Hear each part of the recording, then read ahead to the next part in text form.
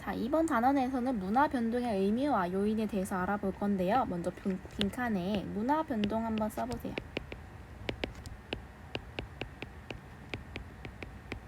자, 문화 변동이 뭐냐면요. 한 사회 안에서 문화가 새롭게 요소가 등장하거나 다른 사회 문화와 만나면서 크게 변화하는 양상을 문화 변동이라고 합니다. 쉽게 생각하면 문화가 바뀌었다라고 생각하면 됩니다.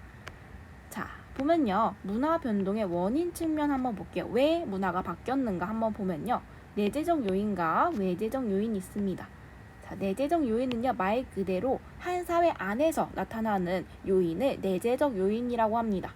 그렇다면 외재적 요인은요. 한 사회가 아니라 다른 사회, 한 사회가 만나서 그 요인이 밖에 있는 경우 외재적 요인이라고 합니다.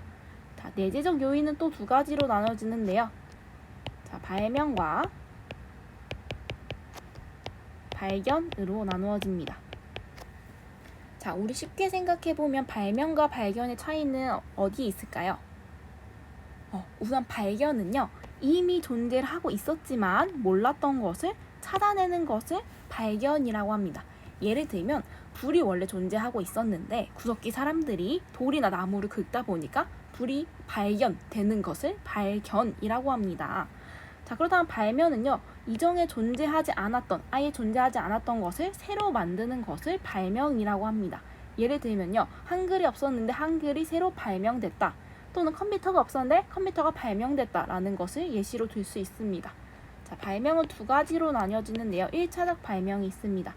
아예 없었던 문화 요소나 원리를 새롭게 만드는 것을 1차적 발명이라고 해요. 예를 들면 활이 있겠죠.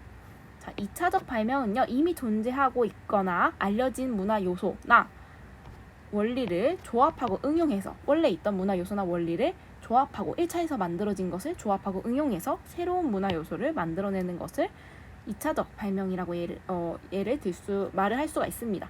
자, 예를 들면요. 활이 1차적 발명에서 만들어졌죠. 자, 활을 활용해서 활을 계속 이렇게 쏘다 보니까 튕기면서 소리가 나네? 이러면서 활의 원리를 가지고 만들어낸 거, 없었던 것을 만들어내는 현악기가 예시로 들 수 있습니다. 자, 보면요. 그래서 발명과 발견은 한 사회 안에서 나타난다라는 공통점이 있고요. 차이점으로는 이미 존재했는가, 이전에 존재하지 않았는가로 나뉠 수 있습니다. 자, 이해됐죠? 자, 그럼 두 번째 볼게요. 자, 외재적 요인 아까 선생님이 내재적 요인과 구분되는 점이 뭐라고 했냐면요. 한 사회 안이 아니라 다른 사회와 접촉돼서 나타나는 것을 외재적 요인이라고 합니다. 그래서 문화가 전파됐다라고 얘기하는데요. 문화 전파에 세 가지 요소가 있습니다. 자, 직접 전파가 있습니다. 직접 전파는 뭐냐면요. 말 그대로 사람이 직접 가서 사람을 만나서 문화가 전파된 경우를 직접 전파라고 합니다. 예를 들면 상인들이 교역을 가서 어떠한 상품을 다른 나라에 전해줬을 경우 그럼 문화 전파가 될 수 있고요. 전쟁을 통해서 다른 나라와 전쟁하는 와중에 저 사람이 가지고 있는 무기가 굉장히 좋네 라고 하면서 직접 전파가 될 수도 있고요. 자, 그래서 보면요. 자, 커피가 다른 나라와의 사람 직접 접촉을 통해 전파된 경우가 직접 전파의 예시라고 할 수 있습니다. 자, 두 번째는 간접 전파예요. 간접 전파. 그러니까 사람이 직접 가서 그 문화를 전해준 것은 아니지만 무언가 매개체를 통해서 문화가 전파된 경우를 예시로 들 수 있어요. 자, 예를 들면요. 우리가 드라마 속에서 나오는 치킨이 다른 나라 사람들이 드라마를 보고 치킨 저거 좋다, 맛있다 라고 생각하는 거. 매개체를 통해서 문화가 전파됐죠. 이것은 간접 전파라고 할 수 있습니다. 자, 예를 들면요. 소설을 통해서 소설 안에 우리나라 전통 문화가 나타났던 거예요. 그거를 외국인들이 보고 전통 문화 저거 괜찮다 라고 생각하는 경우 다른 사회로 전파됐을 때 전파된 경우를 간접 전파라고 합니다. 직접 전파, 간접 전파 차이점을 보면요. 직접은요. 사람이 직접 간 거고요. 가서 문화를 전해준 거고, 간접은 매개체, 무언가 뭐 인터넷이나 뭐 인쇄물이나 SNS 이런 걸로 통해서 전해진 경우를 간접 전파라고 합니다. 자, 마지막은요, 자극 전파. 조금 이게 어려울 수도 있는데요. 자극 전파. 다른 문화로 유입된 문화 요소, 다른 나라로부터 온 문화 요소를 통해서 아이디어를 얻은 거예요. 저 나라의 저 문화의 저 요소 괜찮다 라고 그대로 받아들이는 것이 아니라 거기서 한 번 더 새롭게 발명해낸 것을 자극 전파라고 합니다. 자, 예를 들면요, 체로키 부족에 체로키어가 있습니다.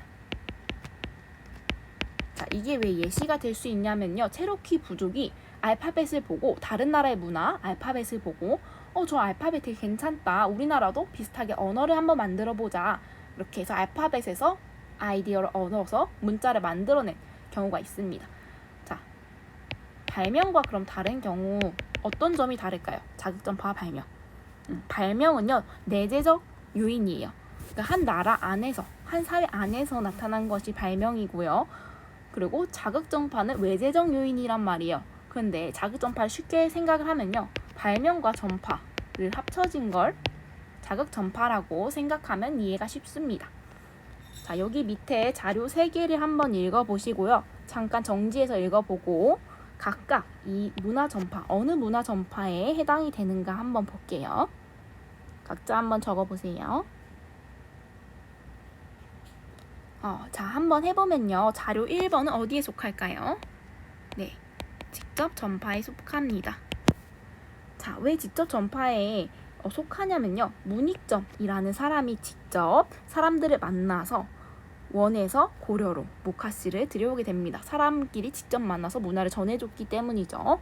자, 그 다음 두 번째 자료 2번은 어디에 속할까요?